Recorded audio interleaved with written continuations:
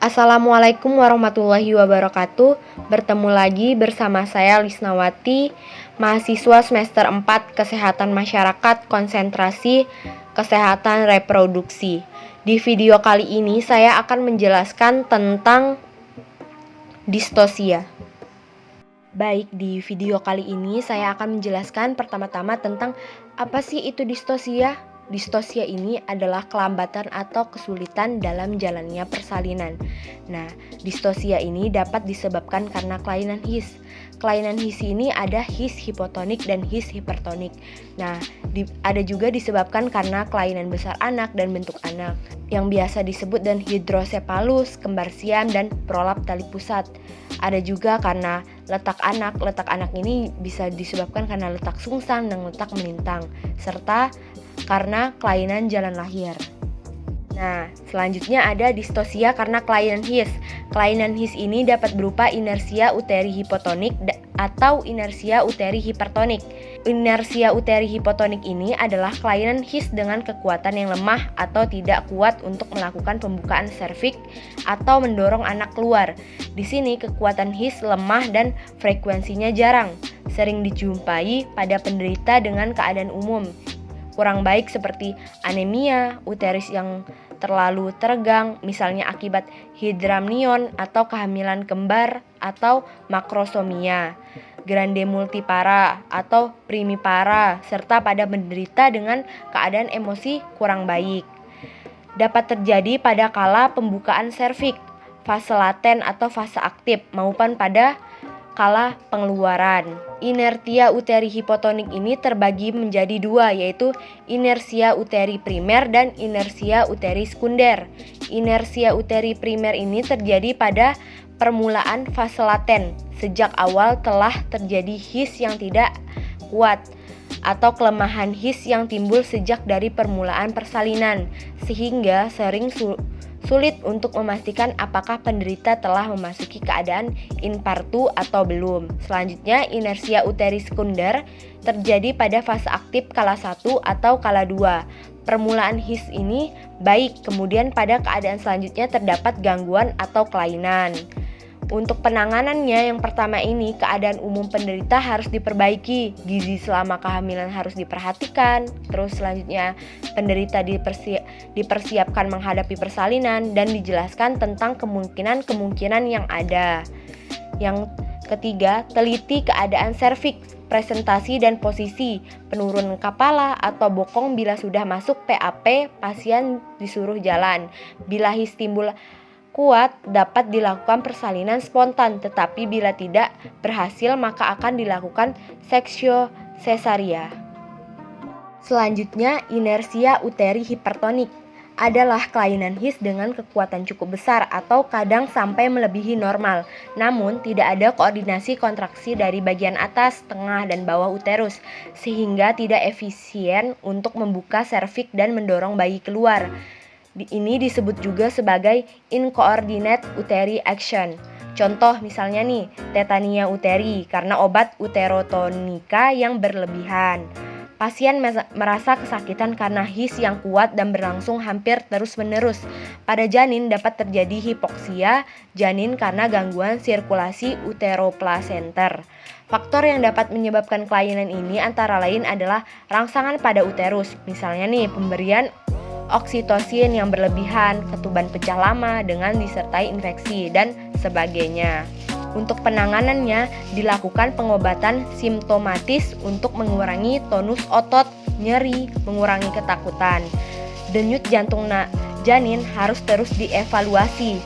Bila dengan cara tersebut tidak berhasil, persalinan harus diakhiri dengan seksio cesaria. Yang kedua ini ada distosia karena kelainan letak.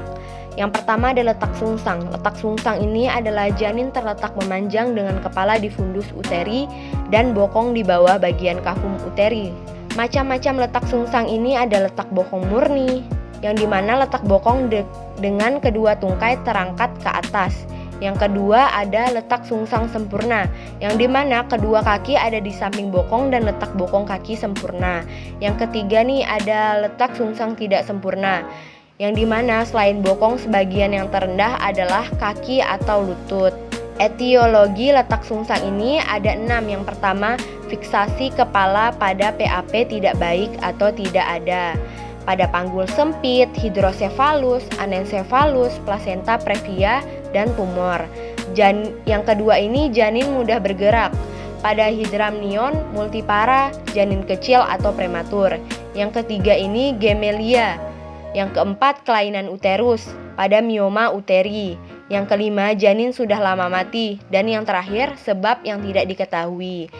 Untuk mendiagnosis letak sungsang ini ada 2, yaitu pemeriksaan luar dan pemeriksaan dalam. Pemeriksaan luar ini meliputi janin letak memanjang, kepala di daerah fundus uteri. Sedangkan pemeriksaan dalam ada teraba bokong saja atau bokong dengan 1 atau 2 kaki.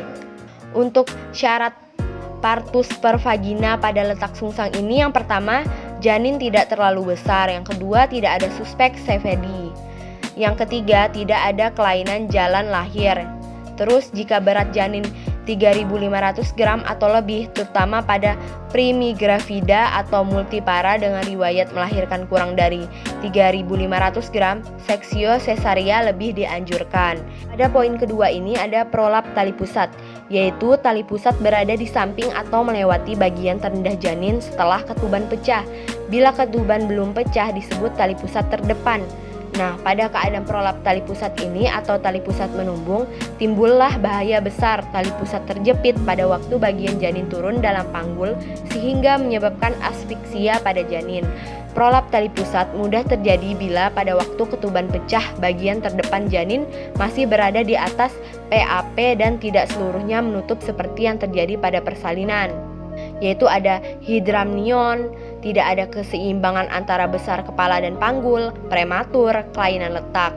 Diagnosa prolap tali pusat ditegakkan bila tampak tali pusat keluar dari liang senggama atau bila ada pemeriksaan dalam teraba tali pusat dalam liang senggama atau teraba tali pusat di samping bagian terendah janin.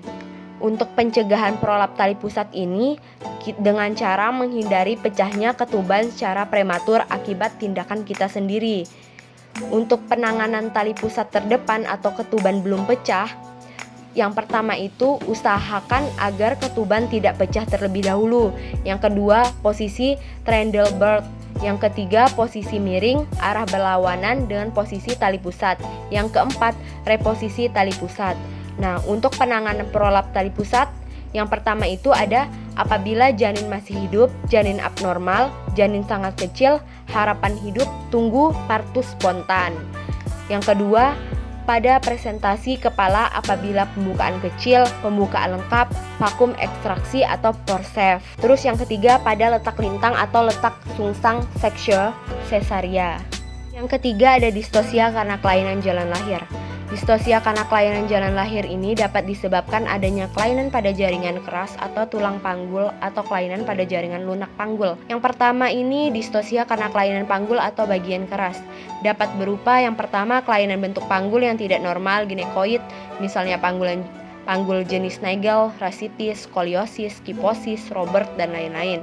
Yang kedua, kelainan ukuran panggul sempit atau pelvic contraction. Panggul disebut sempit apabila ukurannya 1-2 cm kurang dari ukuran yang normal. Kesempitan panggul bisa pada yang pertama kesempitan pintu atas panggul. Inlet dianggap sempit apabila cephalopelvis kurang dari 10 cm atau diameter transversa kurang dari 12 cm. Diagonalis atau CD, maka inlet dianggap sempit bila CD kurang dari 11,5 cm. Yang kedua, kesempitan mid pelvis. Diameter interspinarum 9 cm. Kalau diameter transversa ditambah dengan diameter sagittalis posterior kurang dari 13,5 cm. Kesempitan mid pelvis hanya dapat dipastikan dengan RO pelvimetry. Mid pelvis contraction dapat memberi kesulitan sewaktu persalinan sesudah kepala melewati pintu atas panggul. Yang ketiga ada kesempitan outlet. Kalau diameter transversa dan diameter sagittalis posterior kurang dari 15 cm, kesempitan outlet meskipun mungkin tidak menghalangi lahirnya janin, namun dapat menyebabkan ruptur perineal yang hebat karena arcus pubis sempit. kepala janin terpaksa melalui ruang belakang. Untuk ukuran rata-rata panggul wanita normal, yang pertama ini ada pintu atas panggul atau pelvic inlet. Jumlah rata-rata kedua diameter ini minimal 22 cm. Yang kedua, pintu tengah panggul atau mid pelvic. Jumlah rata-rata kedua diameternya minimal 20 cm. Yang ketiga, pintu bawah panggul. Jumlah rata-ratanya minimal 16 cm.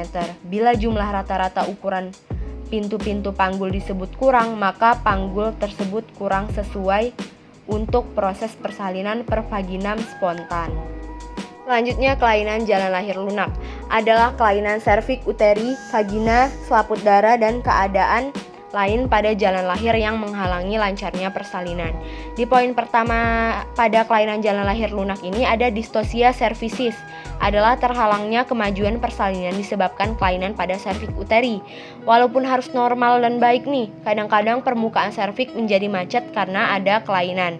Ada 4 jenis kelainan pada serviks uteri. Yang pertama, serviks kaku, serviks gantung, serviks konglumer, dan edema serviks. Terus di poin kedua ada kelainan selaput darah dan vagina. Ada 2 poin nih, selaput darah yang kaku tebal dan septa vagina. Untuk penanganan selaput darah yang kaku tebal, penanganannya itu dilakukan eksisi selaput darah atau himen. Untuk septa vagina ini penanganannya dilakukan eksisi sedapat mungkin sehingga persalinan berjalan dengan lancar. Terus kalau sulit dan terlalu lebar dianjurkan untuk melakukan seksio cesaria. Untuk poin ketiganya, kelainan lainnya. Ada tumor-tumor jalan lahir lunak seperti kista vagina, polip serviks, mioma uteri, dan sebagainya. Ada kandung kemih yang penuh atau batu kandung kemih yang besar, rektum yang penuh skibala atau tumor, kelainan letak serviks yang dijumpai pada multipara dengan perut gantung. Terus ginjal yang turun ke dalam rongga pelvis, dan kelainan bentuk uterus yang berupa uterus bicorvus, uterus septus, uterus arcuatus, dan sebagainya. Baik, sekian penjelasan saya mengenai distosia. Kurang dan lebihnya mohon dimaafkan. Wassalamualaikum warahmatullahi wabarakatuh. See you next time.